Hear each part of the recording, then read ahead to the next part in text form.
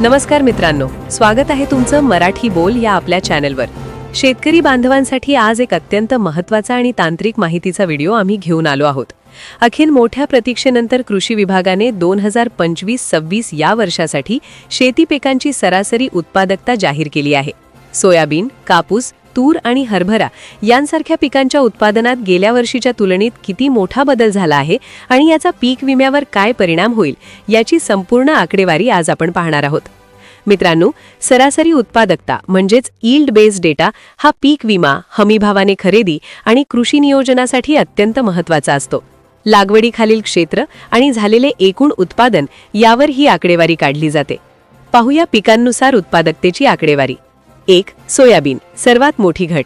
शेतकरी मित्रांनो, यावर्षी सोयाबीन उत्पादकांना मोठा फटका बसल्याचे सरकारी आकडेवारीतून स्पष्ट होत आहे। 2025-26 मध्ये सोयाबीनची उत्पादकता फक्त 9.81 क्विंटल प्रति हेक्टर आली आहे।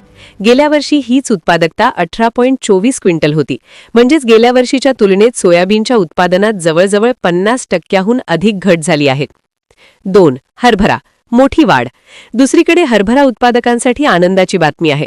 हरभऱ्याची उत्पादकता यावर्षी 13.17 क्विंटल प्रति हेक्टर आली आहे, जी गेल्या वर्षी 10.30 क्विंटल होती, म्हणजेच हरभऱ्याच्या उत्पादनात मोठी वाढ पाहायला मिळते आहे। 3. तूर आणि मका। तुरीची उत्पादकता 9.40 क्विंटल प्रति हेक्टर जाहीर झाली आहे, जी गेल्या काही वर्षांच्या सरासरीच्या आसपासच आहे। तर मक्याची उत्पादकता 29.42 क्विंटल प्रति हेक्टर इतकी नोंदवण्यात आली आहे। 4. कापूस। कापसाच्या उत्पादकतेत मात्र जास्त बदल झालेला नाही। कापसाची उत्पादकता गेल्या वर्षीच्या तुलनेत स्थिर असल्याचे चित्र आहे। मित्रांनो, ही उत्पादकता जाहीर झाल्यामुळे आता पीक विम्याच्या वाटपाचा मार्ग मोकळा होणार आहे।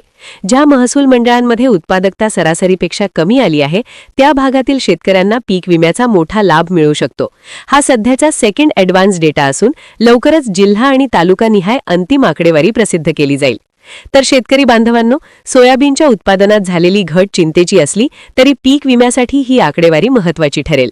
तुम्हाला ही उत्पादकता ऑनलाईन पाहायची असेल तर कृषी विभागाच्या वेबसाईटवर किंवा डिस्क्रिप्शनमध्ये दिलेल्या लिंकवर जाऊन पाहू शकता। ही माहिती कशी वाटली कमेंटमध्ये नक्की सांगा। व्हिडिओ लाईक करा आणि आपल्या शेतकरी मित्रांपर्यंत हा व्हिडिओ शेअर करा। अशाच अचूक माहितीसाठी मराठी बोलला आत्ताच सबस्क्राईब करा। धन्यवाद। जय जवान, जय किसान।